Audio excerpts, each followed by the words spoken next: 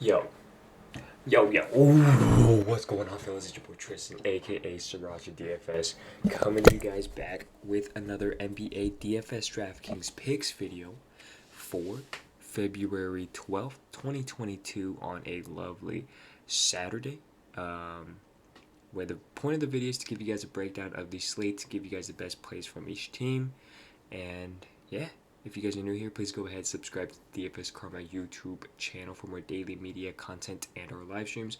Also, make sure you're in our free chat room where we discuss NBA DFS, sports betting, prop betting for all sorts of sports. Link is down in the description below. And of course, if you do indeed like our content, please go ahead, click that like button. I greatly appreciate it, and the dudes at Karma appreciate that as well. With that being said, we got a fat 10-game slate, so let's try to get right into this ASAP. But first, you know how we do things over here. Let's do a little review of yesterday's Karma portal. We got LaMelo Ball at the top Karma value, and definitely saw that. He was at the top of the slate, but he was definitely up there around 60 DK points. Then we had Joel Embiid, who smashed. Devin Vassell smashed. Trae Young definitely pooped the bed, and I had a crazy line if I just had LaMelo stacked with Rozier, which I do take full blame for. In my little write-up in the DFS channel yesterday, I did say that Rozier and LaMelo should be played separate. Obviously, I didn't take into account that both of them would play like around 30-some minutes and both smash, and Kelly Oubre would suck. So my mistake there. Both of them definitely playable together as long as one of the other Charlotte guys suck, and that's what happened. Kelly Oubre was cheeks, and LaMelo and Rozier both went off. Would have definitely taken something down because I had DeJounte. Anyways, let's get it back to it. We had Terry Rozier go nuts. Jokic did pretty well. DeJounte Murray went nuts. Bones Highland didn't even play the fourth. D'Angelo didn't play much. Goga. This Personally, I was off of him. I know a lot of the guys at Karma were on him, but I just couldn't see it with Isaiah Jackson coming back. We also had, what's his name was available today? Brissett, Jalen Smith was available, so it was just hard to play. Over here we had Danny Green. Damn, this was a Karma value play. Nikola Vucevic, Jeremy Grant did well. Cat did well. Pat Bev did okay. Kelly Oubre did okay. Or actually, Kelly Oubre sold. Wendell Carter Jr. did well. Donovan Mitchell did okay.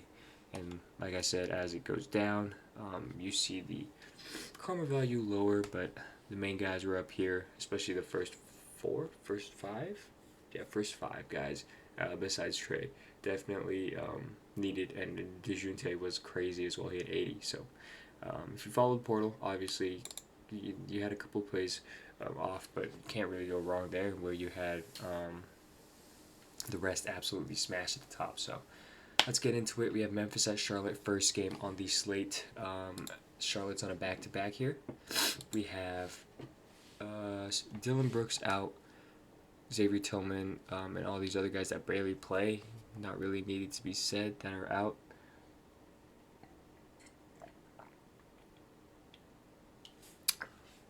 Sriracha, by the way, boys.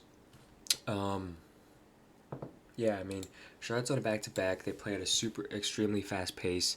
Their defense has been getting better last couple days, or last couple games, but they're on a back-to-back. Memphis is known for putting up a ton of points, so I do like this Memphis side here.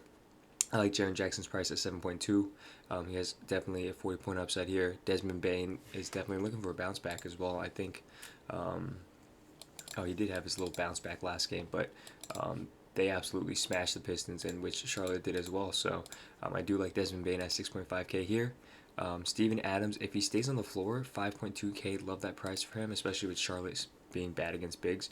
My only gripe here is that we saw a lot of Montrezl Harrell minutes and PJ Washington minutes yesterday, which means that Memphis can go small with either Clark or Jaren Jackson Jr. at center. So you might want to watch out for that. On the Charlotte side, we still have the same guys out. Cody Martin, I believe, will still be out. We'll see if he continues to be, because he was out yesterday. Gordon Hayward's out. Jalen McDaniels is out as well. We'll see the news for that as it's the first game on the slate. But if they're all still out, they're down hella people. and we might see the same amount of minutes for the same dudes that just went off today. LaMelo should see big minutes. Miles Bridges, Rozier, Oubre. Like I said, Plumlee's minutes got cut because of Montrez, and he's definitely downgraded. We saw PJ Washington get good minutes. Could be in play a good bit tomorrow. Besides that, main guys here. That's all I'm looking at for those dudes. Sacramento at Washington next game on the slate. We have Terrence Davis out, Trey Lyles questionable, Maurice Harkless questionable, Dante DiVincenzo questionable, Josh Jackson questionable. So Sacramento traded a lot of their guys away. We saw an absolute great debut from Sabonis taking down Minnesota in the game that they lost. I believe Sacramento just lost to Minnesota the night before. They got Sabonis the next day, played him, and they won. So I like this matchup for Sacramento, actually. Sacramento looks a little bit better. They have some inside presence now.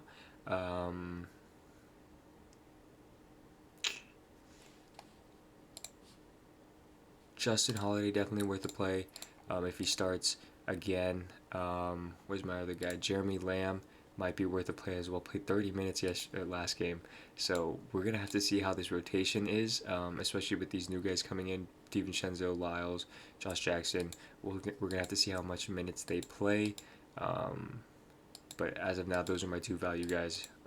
Washington side, Porzingis. Wow. Porzingis could definitely play tomorrow. That's interesting, which is huge because Bradley Beal's out. No Daniel Gafford. Thomas Bryant had his one good game, and that's nuts. He only had 20 minutes, which I think he's been playing 20 minutes, and he had a pop-off game. So with no Montrez, even though he played the same amount of minutes. So if Porzingis plays, it's a bump down to everybody here. The usage will flock to Porzingis. Thomas Bryant gets a huge bump down. Rui Hachimura probably gets a bump down, and I was on Rui a ton last game. Ish Smith and Verdon Carey Jr. are able to play, so Raul Nato gets a bump down. We're going to have to see who starts point guard on this team, actually. Is it Ish Smith or is it Raul Nato tomorrow? We're going to have to see. Also, Kispert gets a bump down with all these dudes available. Yeah, we're really going to have to see that lineup to make sure. On the San Antonio side, for the San Antonio Pelicans game, Josh Richardson. Okay, so none of the players acquired will be available, meaning that DeJounte Murray in another smash spot. No Derek White. Poeltl should be decent against this Pelican big defense and who is it? Jonas and Jackson Hayes. We have Devin Vassell, still 4.2. I'm locking that guy in. Keldon Johnson had a great night tonight. He's definitely a good play tomorrow. Let's see if Lonnie Walker barely played. Damn, are they giving up on him? Did Zach Collins get hurt? Because I played him yesterday, and he didn't get a single stat after halftime, I believe. But, yeah, main guys here. These four, love them a lot, especially in this matchup. Let's go to the Pelican side, where C.J. McCollum definitely had a great debut, I guess, fantasy-wise. As you can see, the volume here is 6 for 21. If he continues to shoot like that, man, I'm locking that guy in. But we won't know, just because we're not sure how the team will play out yet. But Ingram took a big step back. Ingram took a huge step back. I'm probably going to be off of him with CJ here. Jonas, I'm not touching him either just because his upside's now limited with his weird minutes. Devontae Graham saw a uptick in usage, and he played well with CJ. So definitely worth the look here against San Antonio, another fast-paced team that doesn't play too much defense. So yeah, I'm liking Devontae Graham and CJ McCollum here. Cleveland versus Philly, next game, where Darius Garland was out yesterday. He could play tonight. If he doesn't play, Caris LeVert definitely gets that bump that he did today. But that price is hefty for a tough matchup against Philly. Jarrett Allen's going to be completely needed tomorrow against Embiid, but I don't like the matchup for Jarrett. I might like Mobley tomorrow. Tomorrow might be a Mobley day just because of the matchup Jarrett Allen has. Without Garland, if Garland doesn't play, I love me some Rondo, and he was honestly one of the lowest lowest owned plays of the day that would have given you a complete takedown. 40.8 DraftKings points. At what was he at 4K yesterday? I don't even know. He could have been like 3K yesterday, but geez, literally instrumental in taking something down, and at least in a um, uh, super high entry contest. So yeah, on the Philly side, we got James Harden, I believe, is still out. Yeah, he's still out. Paul Millsap will still be out. And with that being said, Joel Embiid is going to be needed um, to win this game for sure. I mean, Cleveland's a tough matchup. Obviously, both teams are on a back-to-back. But um, it's actually going to be, I think it's going to be a pretty slow-paced game. Not a lot of scoring. So if you want to take the under here, I would. Joel Embiid's going to have a tough matchup versus the bigs inside. He should still put up 20-some points, but it's going to be tough to go over 30. With that being said, you're going to need some help from the rest of his crew. Korkmaz only put 2 shots up in that start. Shake Milton went 1 for 9. Tyrese Maxey sold me an assist, but actually, I don't think I'd touch anyone in this game. There's just too many other better games out here. Denver at Toronto next game on the slate. Monte Morris, I believe, will still be out. We'll see if he's back tomorrow, but he was out yesterday because of concussion protocol. If that's the case, I do like, again, Bones Highland. Didn't see the fourth last game, but if he does sorry, I'm about to sneeze. Oh, if he does start again, he's definitely worth a look in GBPs. The other guy to look at is Kampazo, who absolutely smashed and was the pivot to Bones because we knew that Boston was going to be a hard matchup. Bones got into foul trouble and then just couldn't do anything against Marcus Smart, so they put Kampazo in, and he produced. So he's definitely the pivot again. But besides that, I like Nikola Jokic's matchup. If as a lone pay up here, Toronto's not too great in on the interior, so I do like Jokic here. Aaron Gordon saw a usage bump without Monte Morris, and I think that's all. On the Toronto side, Fred VanVleet is questionable, and that's huge news because if he's out, a lot of the playmaking responsibility goes on to Pascal Siakam and Scotty Barnes. We saw Gary Trent Jr. have a insane game like how he does when Fred VanVleet is out. Definitely in play again with Denver not being too great on defense, especially against shooters. Chris Boucher saw an uptick in minutes. No Fred VanVleet, worth a value play. Precious Achiuwa, I'm just not touching him with Thaddeus Young here. And besides that, I do like one of either OG or Scotty, but not both, and that's for sure this time. But yeah, if Fred VanVleet's out, Pascal Siakam. Next game, OKC at Chicago, where we have Shea out, Okpala out, Wiggins, Jerome Robinson, Earl out, and we saw this OKC team get blown out yesterday. We saw Favors play a crap ton of minutes. I hope he sits tonight, because if he sits tonight, we get a lot of Roby and Pokuševski, and I love this matchup for Poku. Poku actually did really well yesterday. Again, 30 minutes. I'm going to continue to play him each and every game just because it looks like they're trying to develop their guys now. So Poku, definitely a GPP lock for me. Actually, he's going to be a GPP lock if Favor sits, but besides that, just a regular GPP play that I'm going to be on regardless. Kyner Williams, another minute bump from last game. So, this game, this yesterday's game, he didn't have a minute bump from the last one, but he's getting increased minutes from game to game. Baisley has been playing through blowouts. Definitely like him too. They're looking to develop him, and that might be it for me from this game, just because Lou Dort sat the entire fourth. Giddey sat like midway through the fourth. So it's tough to play any of those other guys when they do seem like they're going to rest them in a blowout, but I like my main guy, Pokuševski. On the Chicago side, it's going to be tough because, one, both teams are on a back-to-back, and two, this game could easily blow out. We'll see, but as of now, you got to like the main guys, Vooch, DeRozan, Levine. They're all really pricey, though, so I'm not too sure if I touch them. Besides that, I don't think I'd go anywhere. Oh my gosh, Javonte Green scored 23 points today after selling the other day. Didn't even score 9. Another good matchup for Javonte Green. If this game blows out, I'm pretty sure he's going to hit the bench early, though. Kobe White even had a great game, but 5.5K is too pricey for me. And so, with that being said, I honestly don't think I touch anyone on this. Oh, of course, Dosunmu too. I'm still not going to touch him. Brooklyn at Miami next game on these slates. Kevin Durant, Ben Simmons, LaMarcus Aldridge, Nick Claxton, Joe Harris all out, with Seth Curry and Andre Drummond questionable to play, which is huge news because if they're in, this game should be a lot more competitive than I originally assumed. And we could see a bunch of Andre Drummond minutes. So definitely have to keep your eyes on this game regarding news, because if Andre Drummond starts, I'm locking him. If Seth Curry starts, he's definitely worth a play. And Kyrie Irving is a fade at 10.2 if they both play. But if they don't play, Cam Thomas, I think he might play through a blowout, so he's definitely good for that.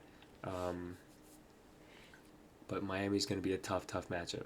Definitely a tough matchup, and I like Sharp over Griffin if this game blows out. Besides that, I don't think I touch anyone else. Miami side, we have Tyler Hero as questionable, PJ Tucker is questionable, and Caleb Martin is questionable as well. If Hero and Caleb both sit again, I will again be on my man Gabe Vincent and Max Strus. Played both of them last slate. Both got really good minutes. 1 for 6 for Gabe, so he didn't shoot much. Max Strus, 2 for 6, didn't shoot much either. It was mainly on the guys in Lowry, Butler, and Bam last game. But if Hero and PJ Tucker sit again, I do like my man Gabe Vincent and Max Strus, and in a possible blowout game as well. But besides that, if you think this game stays close, Lowry, Butler, and Bam are definitely your choices here. Considering if Hero and the other guys are out. Clippers at Dallas next game on the slate, where we have Kawhi Leonard, Paul George out, Norman Powell's questionable, turf toe. He's always dealing with these random injuries. Jay Scrub, Jason Preston out. If Norman Powell sits, everyone's basically who played before Norman Powell came gets the bump. Marcus Morris, Reggie Jackson. Didn't even see Rodney Hood. Yes, they lost Serge Ibaka. So I did play Hartenstein last game. He didn't even play. Dude, I don't get it. Played 28 minutes in a blowout. Played 5 minutes next game. Like, come on, bro. But with that being said, those guys get all bumps up. Besides that, they still have a pretty much healthy roster, so it's kind of tough to pinpoint who definitely gets the bump off the bench. So I'm going to stay away from that, especially a tough matchup against Dallas. On the other side, Dinwiddie is questionable. He is coming in from a trade. Davis Bertans as well. We got to make sure, or we got to see if they play tomorrow. If not, Luka, still a great play against Clippers. I think he just went off against them the other night. Yeah, nice, 51 points. I did play him that day, so I'm not mad at all. But Luka, definitely worth a play. Dorian Finney-Smith, worth a play as well. Besides that, it's going to be tough to play any of these other guys, especially with Luka hogging up the usage. Lakers at Golden State, yuck. Look at this. LeBron James questionable, AD probable, Russell Westbrook questionable, Carmelo Anthony out, Dwight Howard probable. Golden State's tough. Golden State defense hasn't been the same, though. So this is a pretty good matchup for AD. Is considering that Golden State is pretty booty inside right now. I do like AD at a 10.1K price tag.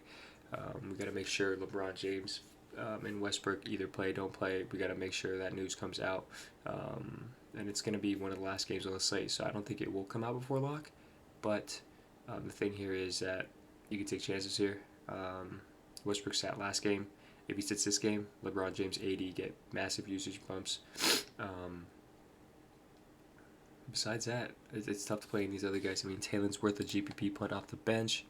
Malik Monk's definitely worth a GPP play as well. And think that's it for me. On the Golden State side, we have Draymond Green out, James Wiseman out, and Andre Iguodala out. Everyone else is healthy. We saw Kuminga start for Otto Porter Jr. Rest Thursday. Did you? The Knicks. Hold on. Give me 1 second.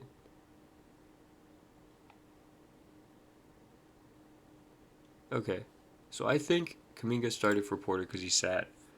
I don't think he's going to start again. If he ends up starting again, I do. Yeah, okay. So he took advantage of the start or of the rest from Otto Porter. I don't think he's going to start again, but if he does, definitely worth a play. But if not, I do like Klay Thompson here at 6.6K. Minutes up to 30 now. And he has a ceiling of 40, especially against a fast-paced team with no defense against the Lakers. I do think the Lakers might start doubling off Steph, so I don't think that I'm going to play Steph tomorrow, even though 10.3K for a ceiling like Steph is definitely low, but I like Klay tomorrow. I think I like Klay tomorrow, more so than Steph. And I think that's it. Orlando at Phoenix, last game of the slate. Orlando on a back-to-back. Fultz, Carter Williams, PJ Dozier, Bol, RJ Hampton, Etuan Moore, Jonathan Isaac, Mo Wagner. Oh, he's out too? Okay, well, we'll see if he's out again tomorrow. But tough matchup for Orlando.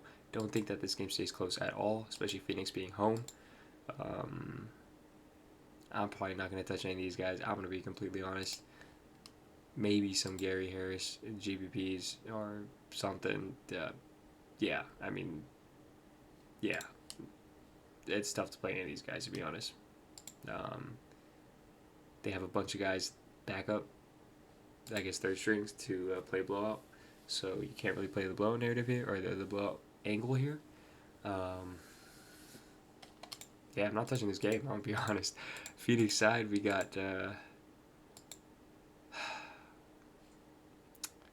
Cameron Payne out, Frank Kaminsky out, Dario Saric out, Shamet out, Nader out. And again, Phoenix still has a bunch of bodies. Honestly, I'm looking at Cam Johnson at 3.9K in a possible blowout. The guys at Karma know me and my love for Cam Johnson. Definitely worth a GPP play here. Ayton at 6.7 could absolutely smash in about 30 minutes, or 26 minutes. He absolutely smashed last game, but if he doesn't do it within 3 quarters, I don't think that he'll get there. So that's something risky to go for. Yeah, besides that, I don't think I'll touch it anywhere else, just because of now they have Torrey Craig now, Aaron Holiday, so they have backups again, and this game can easily blow up. So wraps up this NBA DFS slate for February 12th, 2022. Appreciate you guys all for watching. If I did indeed help you in any which way, please press that like button. I greatly appreciate it. Leave a comment if you did indeed enjoy the content again. Yeah, let's have a good start to the weekend. I appreciate y'all for watching, and as always, it's been your boy Tristan, aka Sriracha DFS, and your boys out. Peace.